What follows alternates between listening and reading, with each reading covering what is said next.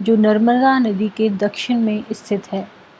उत्तर में इसके चौड़े आधार पर सतपुड़ा की श्रृंखला है, जबकि महादेव, कैमूर की पहाड़ी तथा मैकाल श्रृंखला इसके पूर्वी विस्तार हैं। भारत के भौतिक मानचित्र पर इन पहाड़ियों एवं श्रृंखलाओं की स्थिति को ज्ञात करें। दक्षिण का पठार पश्चिम में ऊंचा एवं पूरब की ओर कम ढल वाला है।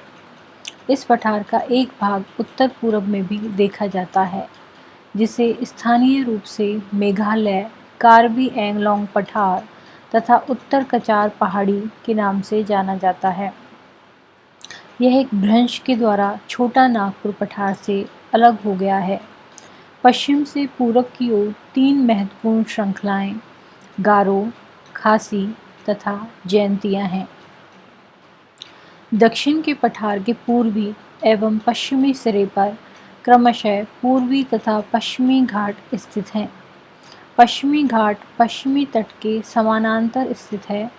वे सतत हैं तथा उन्हें केवल दर्रों के द्वारा ही पार किया जा सकता है।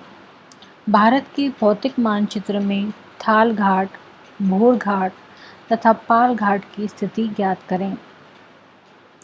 पश्चिमी घाट पूर्वी घाट की अपेक्षा ऊंचे हैं। पूर्वी घाट के 600 मीटर की औसत ऊंचाई की तुलना में पश्चिमी घाट की ऊंचाई 900 से 1600 मीटर है। पूर्वी घाट का विस्तार महानदी घाटी से दक्षिण में नीलगिरी तक है। पूर्वी घाट का विस्तार सतत नहीं है, ये अनियमित है एवं बंगाल की खाड़ी में गिरने वाली नदियों ने इनको काट दिया है। पश्चिमी घाट में पर्वतीय वर्षा होती है। यह वर्षा घाट के पश्चिमी ढाल पर आर्द्र हवा के टकराकर ऊपर उठने के कारण होती है। पश्चिमी घाट को विभिन्न स्थानीय नामों से जाना जाता है। पश्चिमी घाट की ऊंचाई उत्तर से दक्षिण की ओर बढ़ती जाती है। इस भाग के शिखर ऊंचे हैं, जैसे अनाईमुड़ी 2695 मीटर तथा डोडा पेटा 2633 मीटर। पूर्वी घाट का सबसे ऊंचा शिखर महेंद्रगिरी 1500 मीटर है। पूर्वी घाट का सबसे ऊंचा शिखर है महेंद्रगिरी। पूर्वी घाट के दक्षिण पश्चिम में शेवराय तथा जाबेड़ी की पहाड़ियाँ स्थित हैं। उडगमंडलम, जिसे ऊटी के नाम से जाना जाता है, तथा कोडाईकनाल जैसे प्रसिद्ध पहाड़ी नगरों की स्थिति मानचित्र में ज्ञात कीजिए। प्रायद्वीपीय पठार की एक विशेषता यहाँ पाई जाने वाली काली मृदा है, जिसे दक्कन ट्रैप के नाम से भी जाना जाता है। काली मृदा को दक्कन ट्रैप। इसकी उत्पत्ति ज्वालामुखी से हुई है, इसीलिए इसके शैल आग्नेय हैं। वास्तव में इन शैलों का समय के साथ अपरदन हुआ है, जिनसे काली मृदा का निर्माण हुआ है। अरावली की पहाड़ियाँ प्रायद्वीपीय पठार के पश्चिमी एवं उत्तर पश्चिमी किनारे पर स्थित हैं। ये बहुत अधिक अपरिदित एवं खंडित पहाड़ियाँ हैं। ये गुजरात से लेकर दिल्ली तक दक्षिणी पश्चिमी एवं उत्तर पूर्व दिशा में फैली हैं। अगला है भारतीय मरुस्थल। अरावली पहाड़ी के पश्चिमी किनारे पर थार का मरुस्थल स्थित है। यह बालू के टिब्बों से ढका एक तरंगित मैदान है। इस क्षेत्र में प्रति वर्ष 150 मिमी से भी कम वर्षा होती है। इस शुष्क जलवायु वाले क्षेत्र में वनस्पति बहुत कम है।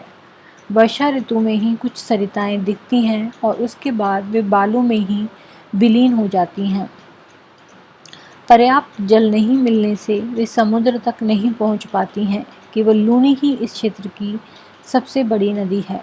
बरकान अर्धचंद्राकार बालू का टीला का विस्तार बहुत अधिक क्षेत्र पर होता है, लेकिन लंबवत टीले भारत पाकिस्तान सीमा के समीप प्रमुखता से पाए जाते हैं। यदि आप जैसलमेर जाएं तो बरकान के समूह को देख सकते हैं। यह है भारतीय मरुस्थल।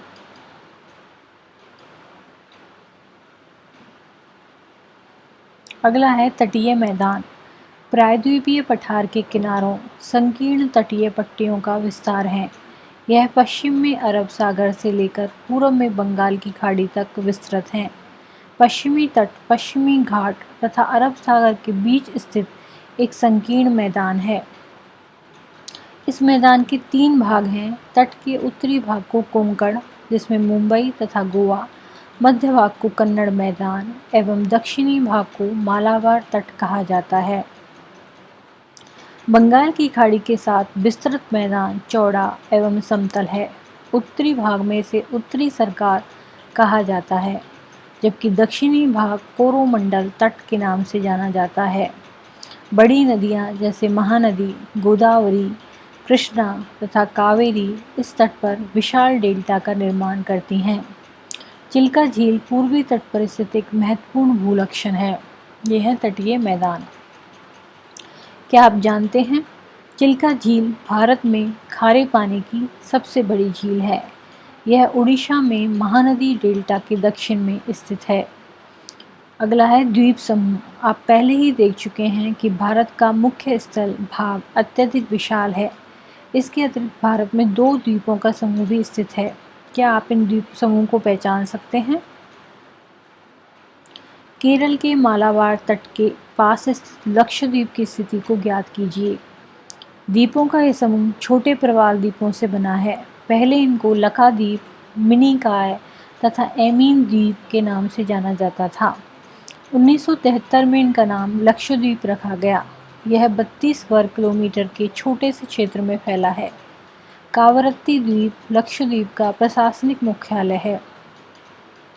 इस द्वीप समूह पर पादप तथा जंतु के बहुत से प्रकार पाए जाते हैं। पीटली द्वीप, जहां मनुष्य का निवास नहीं है, वहां एक पक्षी अभयारण्य है। अब बंगाल की खाड़ी में उत्तर से दक्षिण की तरफ फैले द्वीपों की श्रृंखला की ओर ध्यान दीजिए। ये अंडमान एवं निकोबार द्वीप है।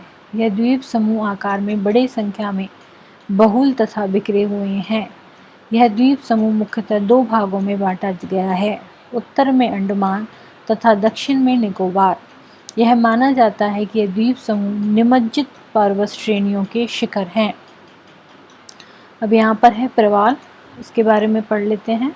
प्रवाल पॉलिप्स कम समय तक जीवित रहने वाले सूक्ष्म प्राणी हैं, जो कि समूह में रहते हैं। इनका विकास छिछले तथा गर्म जल में होता है। इनसे कैल्शियम कार्बोनेट का स्राव होता है। प्रवाल स्राव एवं प्रवाल अस्थियां टीले के रूप में निक्षेपित होती हैं। यह मुख्यतः 3 प्रकार के होते हैं। पहला प्रवाल रोधिका, दूसरा तटीय प्रवाल भित्ति, तीसरा प्रवाल वलय द्वीप। ऑस्ट्रेलिया का ग्रेट बैरियर रीफ प्रवाल रोधिका का अच्छा उदाहरण है। प्रवाल वलय द्वीप गोलाकार या हॉर्स शू आकार वाले रोधिका होते हैं। अब है अंडमान निकोबार द्वीप। यह द्वीप समूह देश की सुरक्षा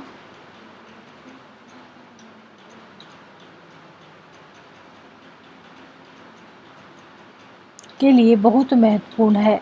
इन द्वीप समूह में पाए जाने वाले पादप एवं जंतुओं में बहुत अधिक विविधता है। ये द्वीप विषुवत के समीप स्थित हैं एवं यहाँ की जलवायु विषुवतीय है तथा यह घने जंगलों से आच्छादित है। क्या आप जानते हैं, भारत का एकमात्र सक्रिय ज्वालामुखी अंडमान तथा निकोबार द्वीप समूह के वैरेन द्वीप पर स्थित है। विभिन्न भू आकृतिक विभागों का विस्तृत विवरण प्रत्येक विभाग की विशेषताएं स्पष्ट करता है, परंतु यह स्पष्ट है कि ये विभाग एक दूसरे के पूरक हैं और वे देश को प्राकृतिक संसाधनों में समृद्ध बनाते हैं। उत्तरी पर्वत जल एवं वनों के प्रमुख स्रोत हैं। उत्तरी मैदान देश के अन्न भंडार हैं। इनसे प्राचीन सभ्यताओं के विकास को आधार मिला। पठारी भाग खनिजों के भंडार हैं, जिसने देश के औद्योगिकरण में विशेष भूमिका निभाई है। तटीय क्षेत्र मत्स्यन और पोष संबंधी क्रियाकलापों के लिए उपयुक्त स्थान हैं। इस प्रकार देश की विविध भौतिक आकृतियाँ भविष्य में विकास की अनेक संभावनाएं प्रदान करती हैं।